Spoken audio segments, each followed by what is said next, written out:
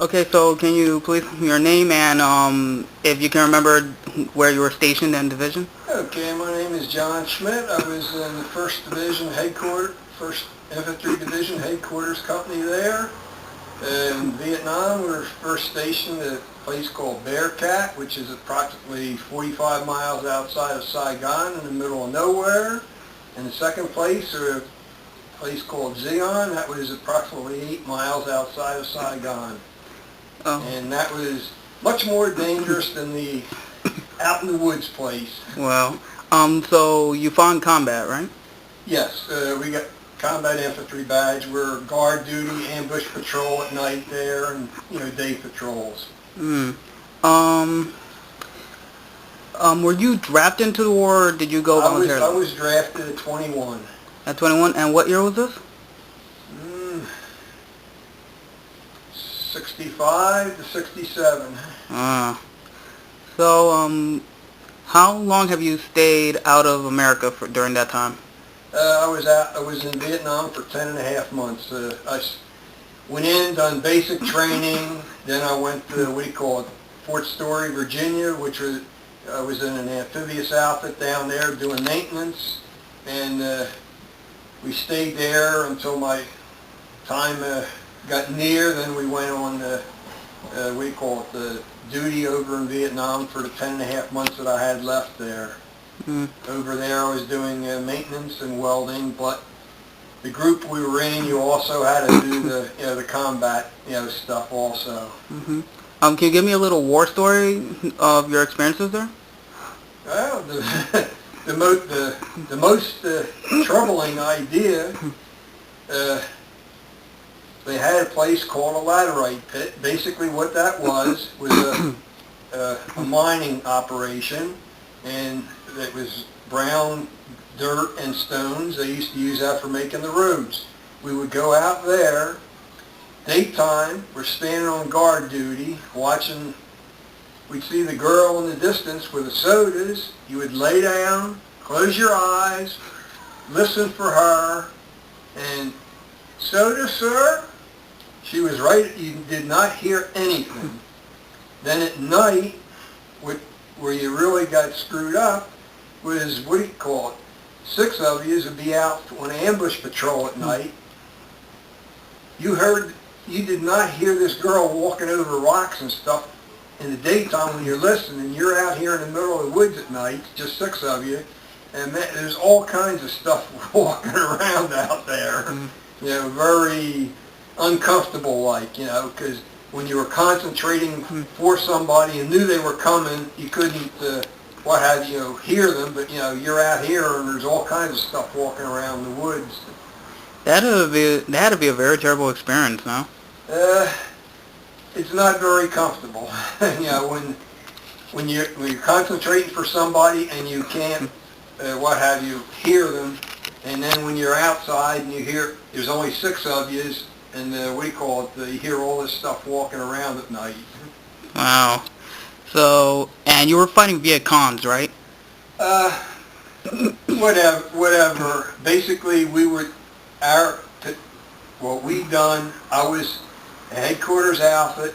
We were basically guard duty and patrol duty. Ambush patrol at night and walking all through the woods in the daytime there, checking people's IDs and stuff there. Then when there would be a convoy, we'd be riding on the trucks for, with our rifles and stuff. Hmm. But, I was not a front line, like a line company where they were going other places and actual, what you call regular combat. We got shot at, yes, and people would shoot back, but if you can't see nothing, it's not worth shooting at. I guess that's actually pretty true. You need to know where you're shooting at. Yeah. And I'm guessing that's one reason why we kind of lost Vietnam, because they were hidden throughout most of the war. We had, like I said, we were 2 different places.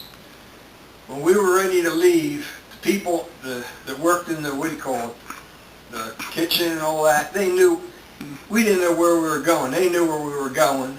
We get up there and the same, it's like I said, 45 miles out in the middle of nowhere to 8 miles, from the main town. The same people are working for us in the kitchen and stuff. So, our adversaries, they were actually, right with us. But, as long as they weren't calling in any, fire into us there, the people didn't have a problem with it. Oh. But, some places, they would catch the people walking, stepping, marking stuff off, and, artillery would come in on them. But luckily we didn't have that problem. So, I know that all of Vietnam was pretty dangerous, so I would say yours was kind of safer than the average. Very, very much so. Even though we were out on combat, got our badge, it was very safe, because in the unit we were with, I had no time. I didn't have a full year left. If you went in, done your basic training, done your 8 weeks of specialized training, you had 6 months left to go. 100% of the people took a 50-50 option. Stay an extra 3 months and get out 3 months early. So it was definitely a good experience, and something that everybody, the way it was then, everybody should, get involved with. The way things are with this war in Iraq and stuff, it's front line is somewhat the same, but the other stuff, back line, is a totally different situation. Wow. What was your initial feeling when you got the draft letter from the draft board? Wasn't very happy with it. Mm-hmm. But, you had to go, so, we went it downtown, mm-hmm. and ended up down south for a while in the heat and the cold. I remember that you couldn't talk your way out of going to the Army during that time. Actually, what do you call it? With college, you could get out of it, go out of the country, you could get out of it. There was, a lot of people that were avoiding the draft one way or another, and certain, like I said, college, and people leaving the country there, so they didn't get caught up in the draft. Mm. But, to me, the way things are being operated presently with the reserves, the draft was a much better operation. Wow. I'm kind of indifferent with the draft. I mean, yes, we need soldiers, but that's taking them out against their will. But I'm guessing that a bit of combat could improve a bit of character, though a little bit of hysteria then. Well, we were gone for 2 months or 2 years, and then we had 4 years of reserves. Okay, they were taking qualified, like yourself, younger people. If nowadays with this reserve outfit, they are taking 60-year-old disabled people, sending them to Iraq. They're taking, people that have jobs, they're taking them out of it. And then when they come back, they cannot, the way it works, you cannot keep your job actually, due to the fact that you're constantly going back for retraining. That really had to be a very... I would say a very angry experience that you're losing so much just to go get drafted. But did you have any friends that were also drafted into the war? No. Basically, nobody that I knew was, drafted. When we first went down, we seen some people that, the group was there, and then when we came back, 2 years later, a couple of the same people were there, but I didn't have no friends of mine that were, that I dealt with that were drafted.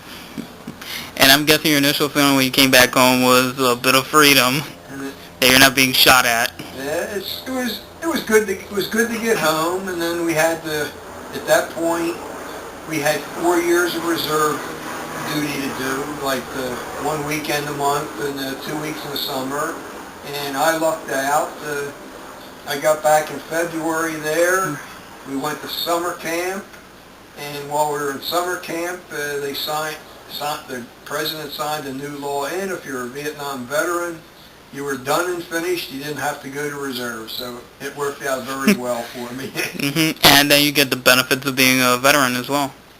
Yes, I went back to school for some different type of training. I had been in automotive, and I went back to school down at Dobbins for machine shop work there, which I utilized that for the rest of my working life there for the next 29, 30 years. Well, thank you for your time, Mr. John. Not a problem there. Glad to help. All right, thank you, sir. All right, goodbye.